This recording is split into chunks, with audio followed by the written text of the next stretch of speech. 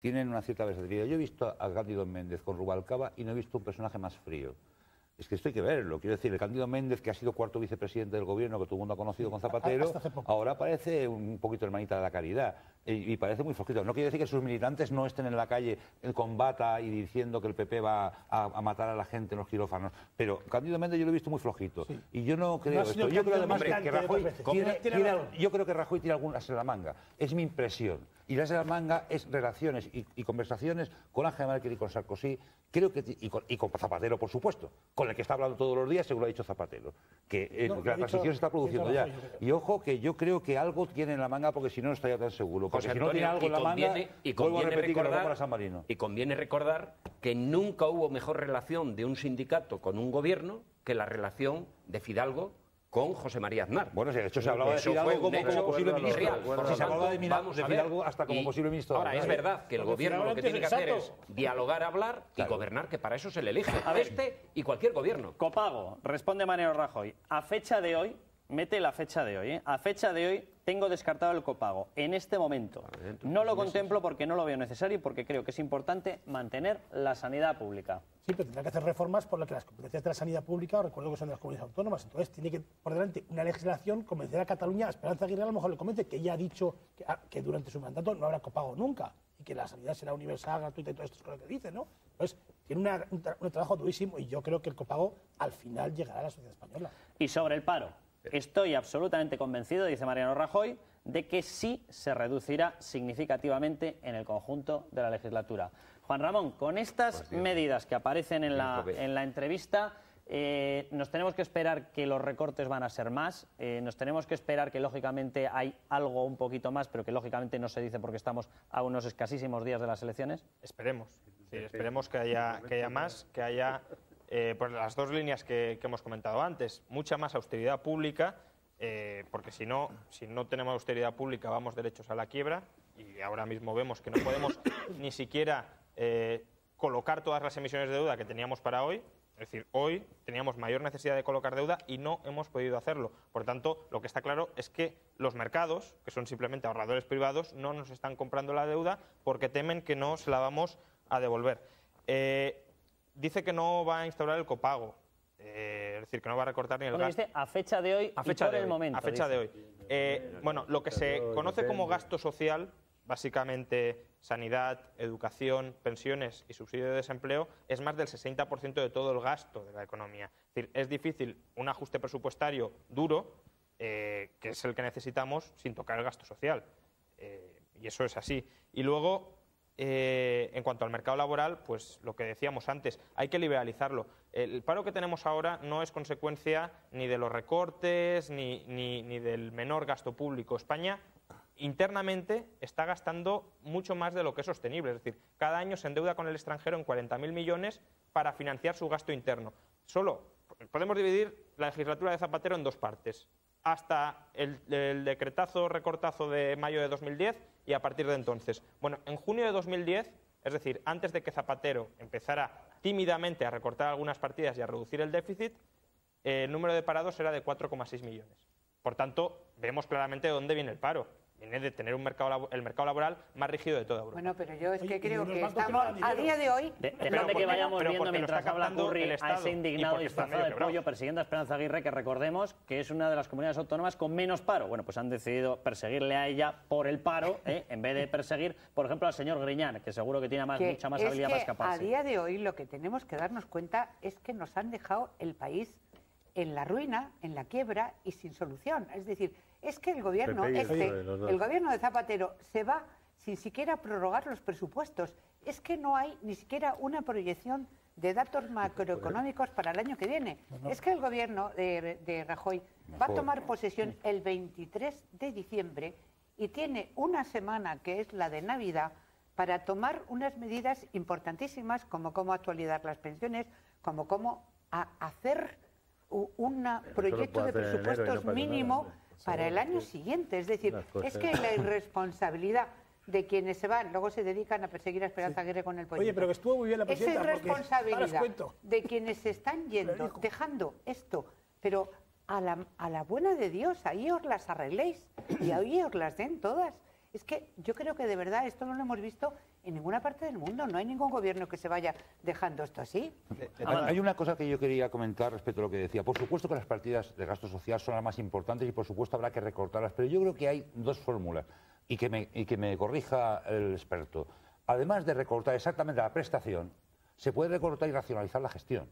Es que yo no sé cuánto de nivel, por si antes se lo estaba hablando a mando de Miguel, pero por el amor de Dios, es que cuánta gente que está dedicada al sector social en la administración pública es productiva realmente. No se puede recortar gastos de gestión.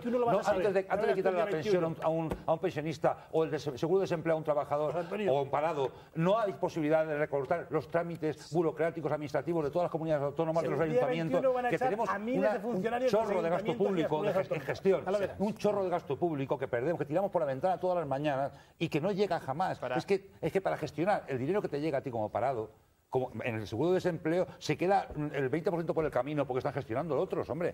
Digo yo, vamos, eso es una fórmula. No, desde luego la eficiencia en la gestión de los recursos públicos se puede mejorar. Es lo que tiende a hacer el sector privado. Ese es el recorte. Pero para que nos hagamos una idea de la magnitud de la hipertrofia del Estado, desde el inicio de la crisis, cuando se nos ha dicho que ya se estaban dejando de renovar empleo público, que estaban, pues eso, controlando el acceso a la función pública, el empleo público no ha dejado de crecer. Estamos en máximos históricos hoy. Por tanto, claro, sobra mucho y hay que recortar el gasto. De todas formas, el copago, que está tan demonizado, tampoco es ninguna barbaridad del otro mundo. Obviamente depende del grado de copago, pero que la persona que obtiene un servicio, ya sea de la sanidad o de la educación, tenga que pagar algo de ese servicio, es decir, que sepa una parte de lo que cuesta, que pueda relacionar... Si en vez de una oficina ponemos informática, en vez de oficina, pues a lo mejor ahorramos más, hombre. Y tú eres el representante más ejemplar de eso, es que se pague a gente privada lo que ahora es gratis. Y no tiene por qué. No tiene por qué. Hombre, sería mucho mejor, pero no tiene por qué. El copago ahora mismo se paga los farmacéuticos, solo la gente mayor. Pero el acceso, la consulta es gratuita. Y el copago se está y la comida y tal. ¿Y sabes por qué? Porque la comida en un hospital y en Cataluña, ¿qué es lo que quieren hacer lo que se está planteando es el copago no es más que un impuesto que paga el usuario de la sanidad. Sabes que según el PP y acabo, poner un sistema para cobrar el copago es más caro que cobrar el copago. Claro. O sea, que es más ruinoso. Pues lo que estoy diciendo yo. Raimundo, si aquí el problema no es ese, si en unos momentos vamos a hablar... A ver, si yo estoy convencido de que la población, si ve que se va recortando, empezando por donde hay que recortar, si luego al final acabas llegando porque no hay manera de mantener los servicios hasta ese punto, lo va a aceptar. Lo que es imposible aceptar, y en unos momentos lo vamos a hablar, es que veamos a un ministro de Fomento que va pasando de gasolinera en gasolinera, que se gasta porque de pronto le da la gana 150.000 euros en una comilona mariscada para 3.000 personas. Es muy difícil entender mal, pero que se muera una persona en un hospital por no atenderla es peor. Raimundo, en este país es muy difícil admitir que tengamos que hacer determinados sacrificios cuando ves que los responsables del gasto no asumen ni medio. Pues que se les ni dé, medio. Que se les es muy complicado, ¿verdad, sí. Pepe? No, yo quería decir yo coincido con José Antonio. Yo creo que el copago, desde luego, no sería, para nuestro entender, la primera medida. Y desde luego hay que hacer todo lo posible por evitarla, porque habría que ir a buscar una mejor y eficaz gestión. Es decir, yo estos días veía en la prensa en alguna comunidad autónoma un hospital con 186 plazas solo tiene ocupadas 32 habitaciones y sin embargo tiene la plantilla para las 186. Esto es un despilfarro de los recursos públicos. Esto no puede ser. Entonces, hay que gestionar, y hay también un defecto, que muchas comunidades autónomas han puesto un servicio sanitario que no se puede mantener en todas las comunidades autónomas. No se puede ser cabecera de los trasplantes de corazón, de todas las patologías, porque la tecnología, para ser puntero un hospital, no hay manera. Hay que tener hospitales de referencia que puedan dar una cobertura de calidad, pero no todos tenemos que tener al lado de nuestra casa un gran hospital. Y mucho menos si además eso lo quieren convalidar con 300 embajadas por ahí para pegarse el gusto de recolocar a todos los amigotes del partido. Nos vamos un minuto de publicidad, volvemos. Muchísimas gracias, Juan Ramón, muchísimas gracias, Pepe. Un minuto y estamos aquí con las mariscadas de Blanco, que parece sí que hay dinero. Fuentes de la investigación revelan nuevas informaciones sobre José Blanco y el caso Campeón. Se las contamos a continuación con El Mundo a Cuestas.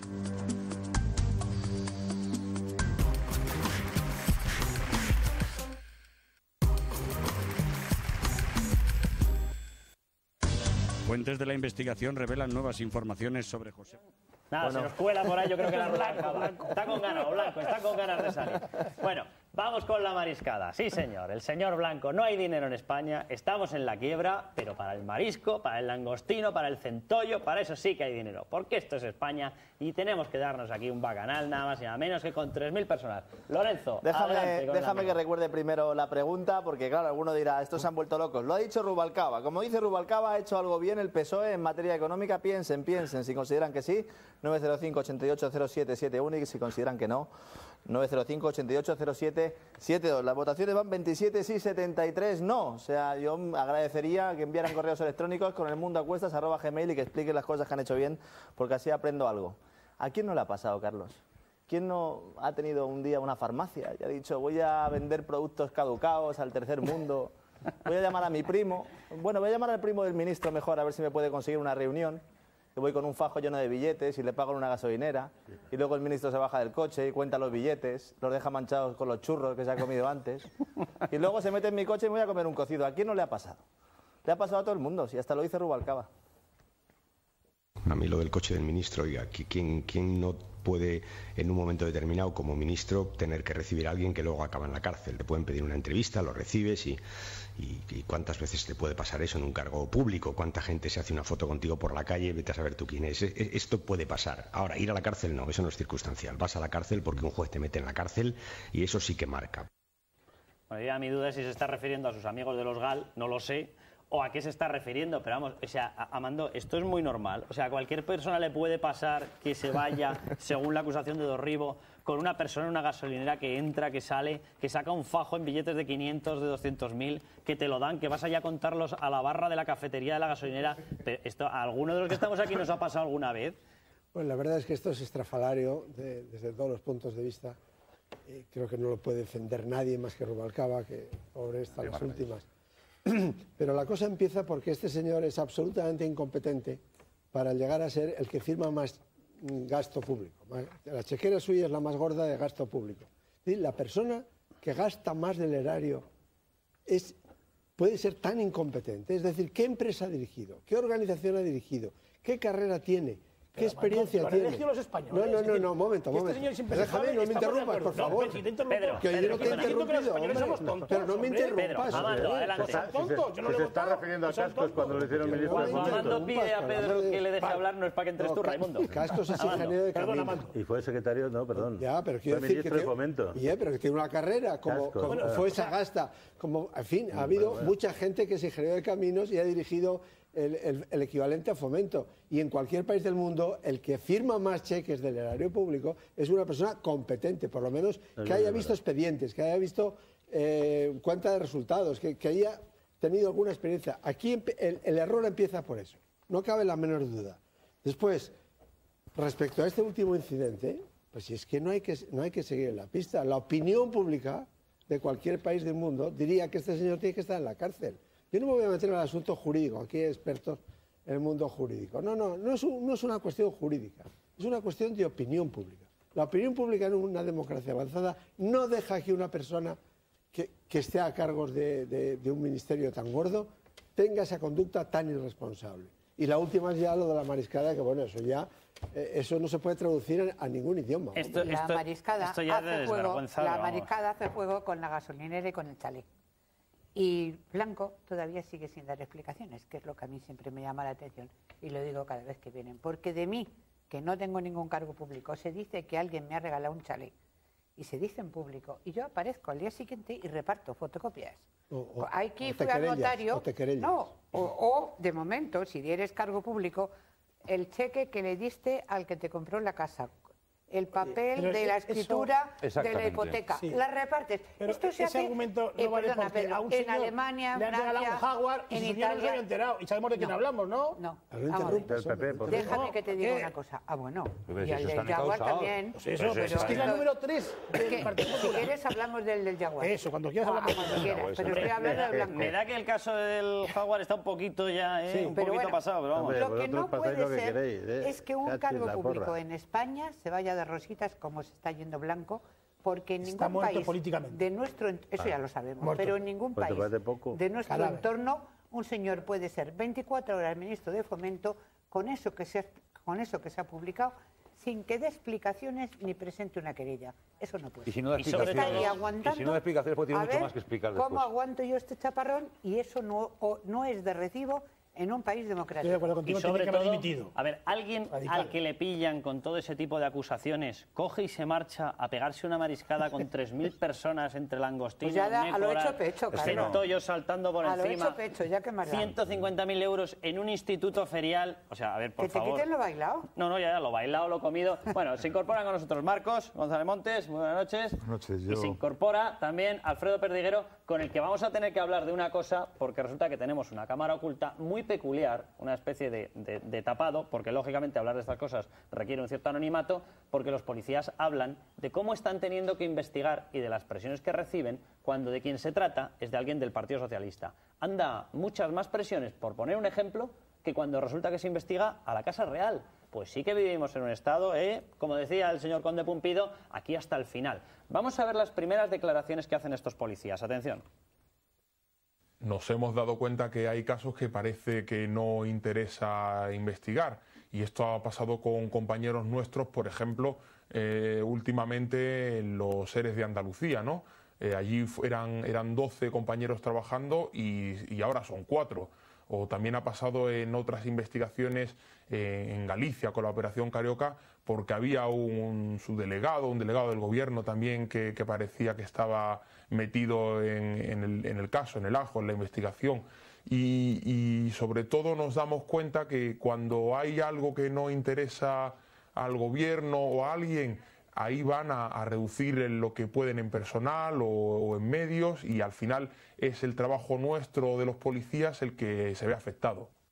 Bueno, pues Marcos García Montes, que te había puesto un González por ahí. Sí. Marcos, ¿es muy normal que un ministro acumule toda esta retahíla de acusaciones, no de explicaciones, diga que se va a querellar, no se querella, estemos a estas alturas y acabemos encontrándonos con que él tiene la falta de vergüenza de montar una mariscada para pegarse ahí una comilona a lo grande? Nosotros, que fuimos los que inventamos, entre comillas, la acción popular, nadie sabía que era la acción popular, en Alemania se inicia porque, curioso, el pueblo tenía muchas dudas de que el Ministerio Fiscal estuviera muy cerca al gobierno, hablo de hace 200 años.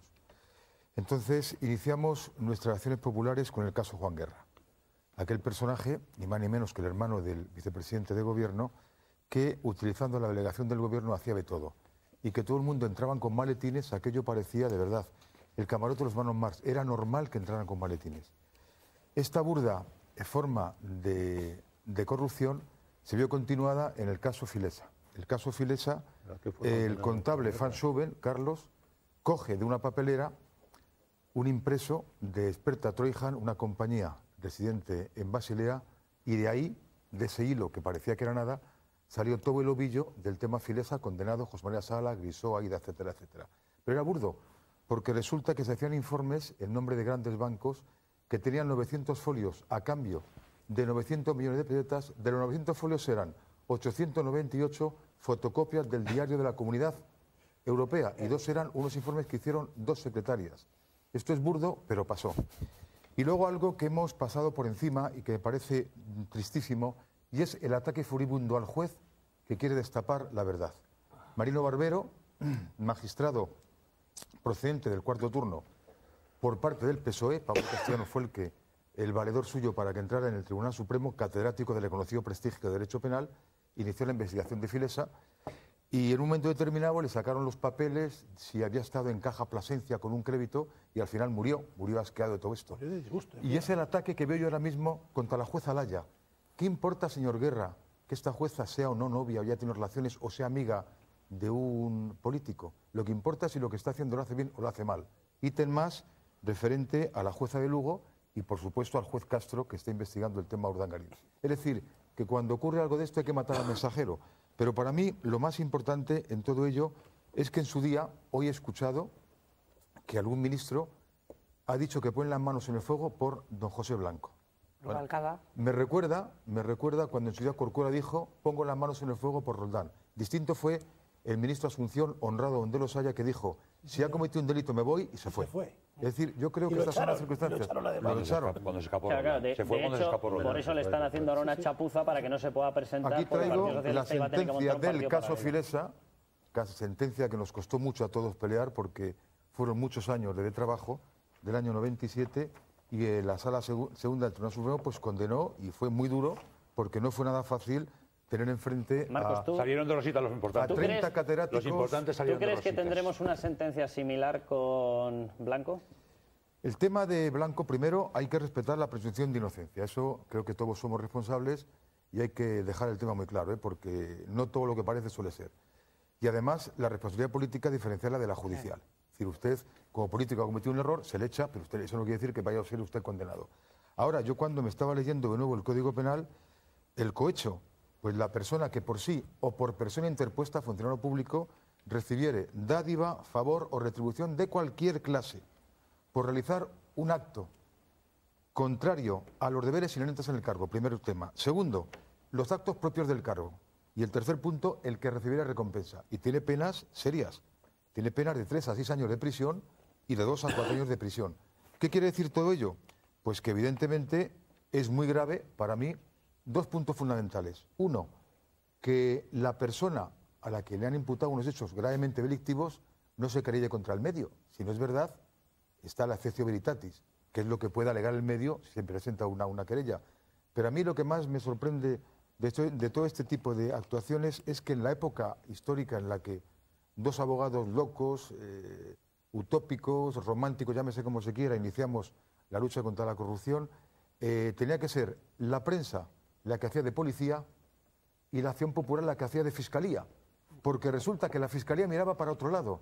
Nosotros presentábamos querellas y la fiscalía ni nos contestaba. Bueno, aquí la fiscalía no es que mire para otro lado, es que directamente se la hace mirar para otro lado porque se cambian los fiscales. Pero es que la fiscalía está viendo una cosa gravísima y es atentar directamente contra el honor de un juez para que el juez frene, levante el pulso del pie del frenado y deje la investigación. Y la fiscalía no puede mirar por otro lado. No. Eso es un delito gravísimo contra esos jueces. Esto se está produciendo efectivamente, pero además hay una cosa en el fondo del caso Blanco que puede explicar por qué Blanco no reacciona como debía reaccionar y como dice Curry que debía hacer. Es decir, sacar sus papeles y decir soy inocente, la casa es mía, la he pagado yo no he cobrado de aquí, no he cobrado de allá. Pero mucho más sencillo, es irse al juzgado de guardia y hacer una declaración con el juez. Pero el problema está, Marcos, el problema está en que la opinión pública española está percibiendo claramente que el señor Blanco tiene mucho más detrás. O sea, que hay mucho más caso. Ese es el problema que yo creo que está percibiendo. Eso es lo que debería Blanco salir a frenar. Y sin embargo no sale a frenarlo porque da la impresión. Pero Blanco tiene, y además, tiene unas en la manga, ¿eh? Tiene unas en la manga, perdón, ya termino. Tiene unas en la manga. No lo olvidéis.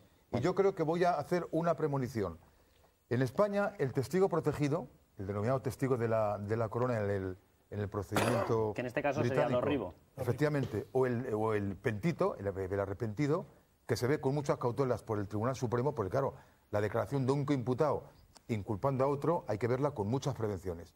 Si no hay motivos espurios como venganza, ventaja procesal, es limpia su declaración. Y yo creo que eso es el as de la manga. Impugnar, como hacemos los abogados con las acusas telefónicas, nos callamos, son nulas, luego absueltos todo el mundo, ¿no? Yo creo que es el que tiene en la manga. Voy a impugnar a Dorribo cuando declare, porque tiene una serie de ventajas procesales y por lo que está intentando es una buena sentencia a cambio de Pero Marcos, eso penalmente tiene una explicación y es posible que sea un as en la manga y es posible que le salga, pero políticamente no es de recibo. Porque un político en activo, pero que me es dejáis el con número el Código Penal un segundo.